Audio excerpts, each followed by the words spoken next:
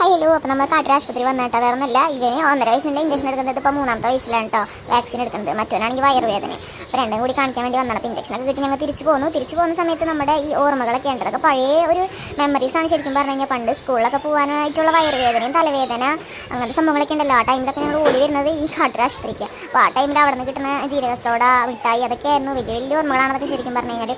ഇഞ്ചക്ഷനൊക്കെ കിട്ടി കഴിഞ്ഞിട്ട് ചെക്കൻ വീട്ടിൽ വരുന്ന വരെ വലിയ കുഴപ്പമൊന്നും ഉണ്ടായില്ല. വീട്ടിൽ വന്നൊരു റൗണ്ട് കിടന്ന് കഴിഞ്ഞപ്പോഴത്തേക്കിനും കാലും നല്ല വേദനയും. പിന്നെ മൂപ്പരം കാല് എങ്ങനെയൊക്കെയോ കാല് പൊക്കി വെക്കണോ അല്ലെങ്കിൽ കാലിന് എന്തൊക്കെ തരത്തിലുള്ള കെയർ കൊടുക്കാൻ പറ്റുമോ ആ രീതിയിലൊക്കെ കെയർ കൊടുക്കണ്ടായിരുന്നു കേട്ടോ.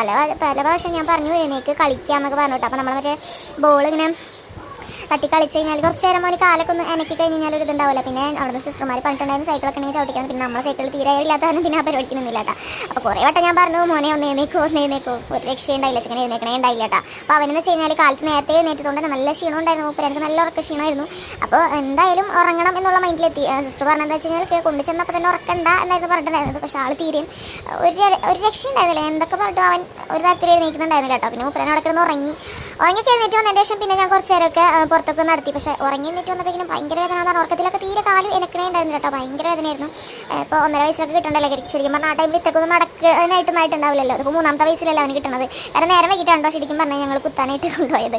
വേറെ ഒന്നുമല്ല, അതായത് 9ാം മാസത്തിലെ ഇഞ്ചക്ഷൻ എടുക്കുന്നത് 1.5 വയസ്സിലായിരുന്നു. പിന്നെ അത് കഴിഞ്ഞ് ഇങ്ങനെ കുറേ വ്യത്യാസങ്ങൾ വന്നു. കാരണം വേറെ ഒന്നുമല്ല, ഞങ്ങൾ നിന്നോടുന്ന സ്ഥലത്ത് നിന്ന് മാറി അങ്ങോട്ട് മാറി അങ്ങനെയൊക്കെ വന്നപ്പോൾ കുറേ കൺഫ്യൂഷൻസ് ഉണ്ടായി. പിന്നെ 3 ആളെയും ഏതൊക്കെ ഇഞ്ചക്ഷൻ എടുത്തു ഏതൊക്കെ എടുത്തിട്ടില്ല എന്നുള്ളതൊക്കെ മറന്നു പോയതുകൊണ്ടാണ് കേട്ടോ. പിന്നെ നല്ല വേദന ഉണ്ടായിരുന്നു. 2 ദിവസത്തിനുണ്ടായിരുന്നു. ഇപ്പോൾ ശരിയായിട്ട്.